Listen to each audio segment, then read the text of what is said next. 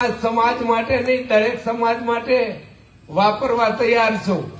અમારી સાધના તો સતત ચાલુ છે, પણ એ મૂડી જે ફાકી તમાકુ અને બીડીનું એવું દેખાય એ નાનકડા એ વ્યસન છોડે એને મારા ભજનમાંથી 551 મંત્ર હું અર્પણ કરીશ। અને બધાથી ભયંકરમાં ભયંકર હોય તો દારૂ એ તો અનેકનું પતન કરી નાખ્યું છે। દરેક જ્ઞાતિમાં કોઈ બંધ બેસતી પાઘડી પહેરી ના લઈએ, બધા જ્ઞાતિમાં અટણ ફેલાણું છે। નામ તો રહી ગયું છે કે દરબારો દારૂ પીએ એવું છે, એવું નથી। અટણે 18 વરણ પીએ છે।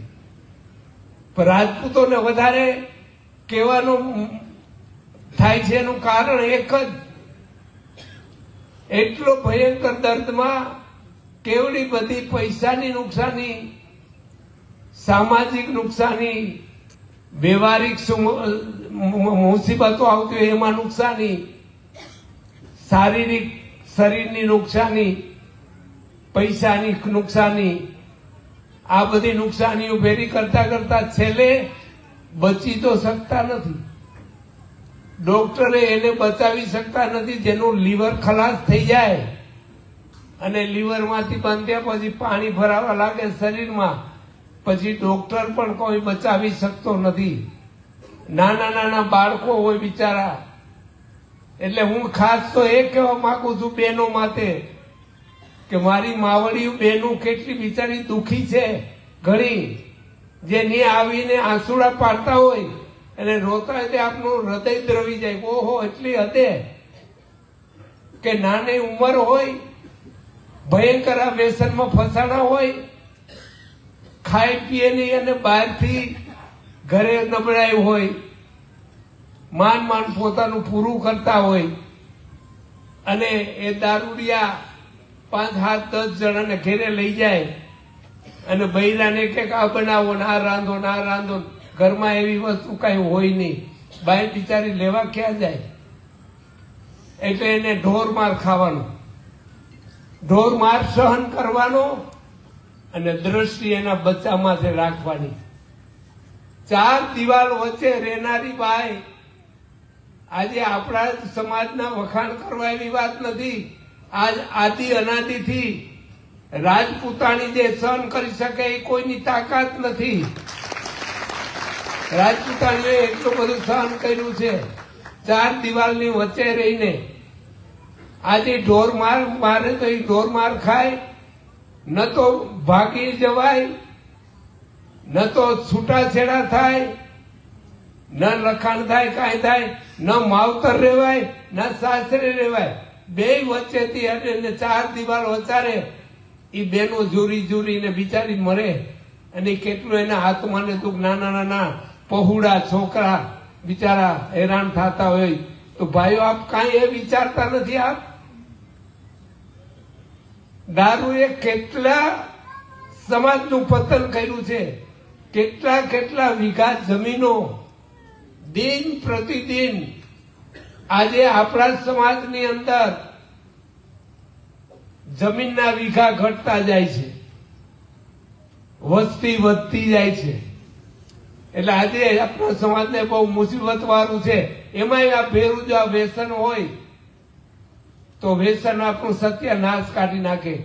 તો દારૂ મેળનાર જો દારૂ મારી સાક્ષીમાં મેલે હાજરીમાં, આપણે કોઈને ઊંચી આંગળી નથી કરાવી, આપણે નામે નથી દેવા, પણ આજના દિવસમાં એક સાધુના શબ્દ, એક તમારા સમાજના વ્યક્તિત્વ તરીકે સમાજ એક શબ્દ સાંભળી અને જે દારૂ છોડશે એને હું મારા ભજનની મૂડીમાંથી 1100 મંત્ર હું અર્પણ કરીશ, એવી મારી તૈયારી છે। મારું ભજન ભલે વપરાય, હું મારું ભજન કરવાને મારામાં શક્તિ છે એ હું બધું કરી લઈશ, પણ તમે આપ કઈક વિચારીને એક સાધુના શબ્દ માટે વિશ્વાસ રાખી અને સાધુના શબ્દને માન આપી અને આવું જો કઈ કરતા હો તો આટલી સભા બેઠી છે એમાંથી 25 જણા જો સુધરી જશે ને તો આ મારો આ અમદાવાદનો ધક્કો સફળ થઈ જશે। મને એમ થાય છે કે ના બરોબર મારી વાત સાંભળી બધાએ કાનમાં લીધી તો યુવાનો આપને હજી બહુ આગળ જવાનું છે. દિવસ બહુ ખરાબ, હજી તો દિવસે આવ્યા નથી, બહુ ખરાબ આવવાના છે. હજી આપ જાગી જાઓ, હજી કઈ બગડી ગયું નથી. જાગૃત થઈ જાઓ તો આપના પગભર થઈ જાઓ તો આપના કુટુંબ પરિવારનું ભરણ પોષણ ખૂબ સારી રીતે ચાલશે. તો ખાસ એ માટે મારે રાજપૂત સમાજને એટલા માટે કહેવું પડે છે કે જે બેનો દીકરીઓ બિચારીઓ જ્યાં ગાયની કોઈ ત્યાં દોરે ત્યાં જાય, એમ ગમે ત્યાં સંબંધ કરીને એને જવું પડે, અને ગયા પછી આ ભોગવટો આવો થાય તો એ બૈરાઓના દુઃખ પછી માવતરે જોવાના રહીએ, ભાઈઓએ જોવાના રહીએ, સગાવાલાએ જોવાના રહીએ, અને આખું કુટુંબ એનું વેર વિખેર થઈ જાય. તો એને માટે આપણી રાજપૂતાણીઓ આવડું બધું સહન કરી અને છતાંય ભાઈઓ કરતા બહેનો પ્રભુનું ભજન તોય કરે છે. એનું પ્રભુ ભજન ચાલુ જ હોય છે કાયમ. બહેનોને ખાસ કહું છું, બહેનો આપ ઘર કામ કરતા કરતા, હંજવારી પોતા કરતા કરતા તમે જેને માનતા હો, જે ઈષ્ટને માનતા હો, એનું સ્મરણ કરતા કરતા કરશો ને તો આપનું એ ઘર છે ને, ઘર ને એ મંદિર બની જાય એક દિવસ. અને એમાંય બેન બધાય કરતા પુરુષો તો કોઈ રસોઈ કરતા નથી. આપ અન્નપૂર્ણાના ભંડારમાં રસોઈ કરતા હો ત્યારે ગમે એવો સમય, ગમે એવી ઠંડી, ગમે એવી કોઈ તબિયત બગડી, ગમે તેથી હોય, માતાઓ બહેનોને હાથ જોડીને હું વિનંતી કરું છું કે ચંપલ પહેરીને રસોઈ કોઈથી બનાવતા નહીં. અન્નપૂર્ણાનો ભંડાર છે એ અભડાઈ જાય છે, એ કોઈ દિવસ આપના કોઈને સારું થાય નહીં. એટલે એક તો ચંપલ કે જોતા પહેરીને કોઈથી રસોઈ બનાવવી નહીં. અને રસોઈ બનાવતા બનાવતા જે તમે સ્મરણ કરતા હશો ને તો એને રસોઈ નહીં કહેવાય, એને ભોજન નહીં કહેવાય, એને પ્રસાદ કહેવામાં આવશે. અને એ પ્રસાદ બને ઘરમાં, માતાઓ બહેનો પ્રસાદ બનાવે, એ ભાઈઓ દીકરાઓને બધાને પેટમાં જાય અને પ્રસાદ રૂપે જાહે તો ઘણી બધી સદબુદ્ધિ, સદજ્ઞાન ઘણું બધું પ્રાપ્ત થશે. તો ઘરની અંદર પવિત્રતા રાખવી એ બહેનોની ફરજ છે. પણ ભાઈઓને ખાસ આ વ્યસનથી મુક્ત થવાની જરૂર છે. અને બહેનોએ થોડું ઘણું વ્યસન અને ફેશન બે હાઈલા જાય છે. ફેશનમાં બહુ ઓછા ધ્યાન રહ્યો, જેમ બને આપની મર્યાદા ના ચૂકો. રાજપૂતાણીની મર્યાદા રાજપૂતાણી જાણતી હોય એમ મર્યાદામાં રહ્યો. કપડા લતે બધે ગમે એટલો પૈસો છે, પૈસાની કિંમત નથી. કરોડોપતિ હોય, અબજોપતિ હોય, એક આબરૂની કિંમત છે, એક સંસ્કારની કિંમત છે.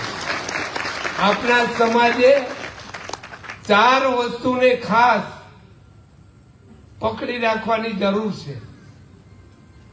માતાઓએ અથવા વડીલોએ પોતાના બાળકોને સંસ્કારનું સિંચન કરવું એ પહેલી ફરજ છે. પહેલા એક સંસ્કાર જોહે, સંસ્કાર પછી બીજા નંબરમાં સંસ્કૃતિ. આપણે હિન્દુ છે તો હિન્દુ સંસ્કૃતિની બહાર એક પગલું ના માંડવું જોઈએ, એક શબ્દ ના બોલવો જોઈએ. આપણી હિન્દુ સંસ્કૃતિમાં જ રહેવું જોઈએ. બીજા નંબરમાં સંસ્કૃતિ જોઈએ, સંસ્કાર, સંસ્કૃતિ, અને ત્રીજા નંબરમાં આવશે શિક્ષણ. બેનો માતાઓ દીકરીઓને દીકરાઓને બધાઓને ભણાવો. અને ભણાવ્યા વિના આજે છૂટકો નથી. આજે કાં તો ગમે ત્યાં ઠામ વિચારવાનો વારો આવે એવી નોકરીઓ કરવી પડે. એ કરતા જો આપ ભણે લેશો, સારી નોકરી માટે હશો તો આપનું જીવન બધાનું સારી રીતે વીતશે. ત્રીજા નંબરમાં શિક્ષણ, ચોથા નંબરમાં સંગઠિતતા. સંગઠન આપનું વિખાવું ના જોઈએ. ગમે તે સ્થિતિ ઉભી થાય તો એ સ્થિતિને સામે લડી લેવું જોઈએ, પણ સંગઠન વિખાવું ના જોઈએ. જેટલું સંગઠન તમારું મજબૂત એટલો સમાજ તમારો કાયમીને માટે મજબૂત રહેશે. સમાજના જો ભાગલા પડવા માંડશે તો આજે આ સમય બહુ ખરાબ આયલો આવે છે. આજે બધું આપ જુઓ તો છો જ કે આપના રાજા મહારાજાઓ પાસેથી આજે રાજ વયા ગયા, પાટ વયા ગયા, બધું વયું ગયું. અને હવે આપ હવે નહીં વિચારીએ તો આપણી પાસે હજી થોડીક જીવવાની જે ક્ષમતા છે. આજે બાપુ બધાને થવું છે, બાપુ થવું કઠિન છે.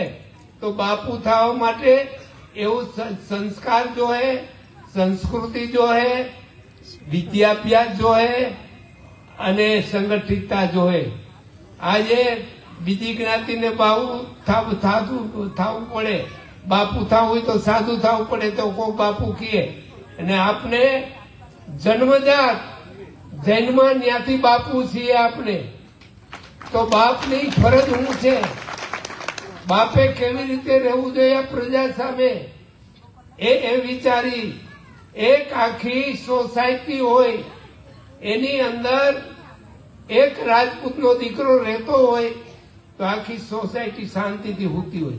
બધાને એવો વિશ્વાસ હોય કે બાપુ આપણે છે ને ત્યાં મોઢા આગળ છે બાપુ રે. અહીંયા આપણે સોસાયટીમાં કોઈ ચોરી ના થાય, આપણે સોસાયટીમાં કોઈ નબળા માણસ ઘૂસી ના જાય, ને બાપુ રીએ છે. આવું એક બીજી જ્ઞાતિને એક પાવર હતો ને પાવર હતો. આજે કેવી સ્થિતિ ઉભી થઈ આ બધા જાણો છો. આજ તમારી પાસે સગવડ છે, પૈસા છે, પણ જ્યાં મકાન લેવા જાવ ને તો મકાન લેવા જાય એટલે તમારે પૂછે કે તમે કઈ જ્ઞાતિના છો, તમારું નામ શું? કે મારું નામ વનરાજસિંહ. અચ્છા, તો તમારે મકાન જોઈશે તો તમારા માટે નથી. ક્ષત્રિયોને આજે મકાન ભાડે જોતું હોય ને તો મળતું નથી. આ દરજ્જે આપને હવે ધીરે ધીરે જાતા જાય છે. આ કેટલો સમય હાલશે? જો તમે ક્ષત્રિયનો વટ અને ક્ષત્રિયપણું લોહીના સંસ્કારો જો તમે ગુમાવશો તો આપનું ક્ષત્રિયપણું રહેવું બહુ કઠિન છે. કારણ કે હજી આ કલયુગનો વાસ હજી ધીરે ધીરે થતો આવે છે.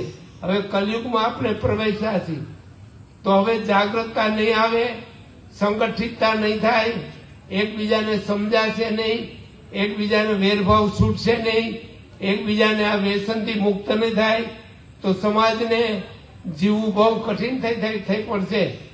એટલા માટે હું આજ ખાસ આપના સમાજ માટે બે શબ્દો કહેવા અને ભાઈચારાની જેમ આજ મારું ભાઈ કુટુંબ હોય ને એમ મારું કુટુંબ તમને ગણીને હું આજ બોલું છું.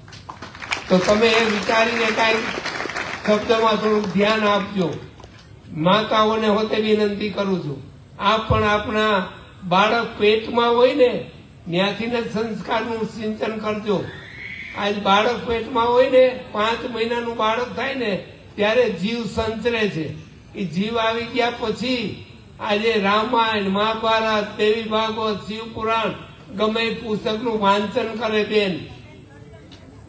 બજારમાં જ્યાં ત્યાં ફરે નહીં, ખાટું ખોરું ખાય નહીં, વાળ ખુલ્લા રાખે નહીં અને મર્યાદાનું પાલન કરી અને શુદ્ધ આહાર લે અને ભગવત સ્મરણ કરે. એને બાળક અવશ્ય જો તેજસ્વી ના જન્મે તો હું મારો ભેખ ઉતારી નાખું. એટલી બધી શક્તિ માતાઓમાં છે, પડી છે. માતાઓ જેટલા સંસ્કારોનું સિંચન ગર્ભમાં આપી શકે પછી બહાર આવ્યા પછી પિતાની ફરજ બને અને પિતા એને સંસ્કાર આપે, સંસ્કૃતિની શિખામણ આપે અને એ બધું કરે. એટલા માટે આજે આવ્યા છે અને આ બધા જે બેઠા છે બધાને ખાસ આમંત્રણ. અમે પસે ગામ જવાના છીએ 26 તારીખે.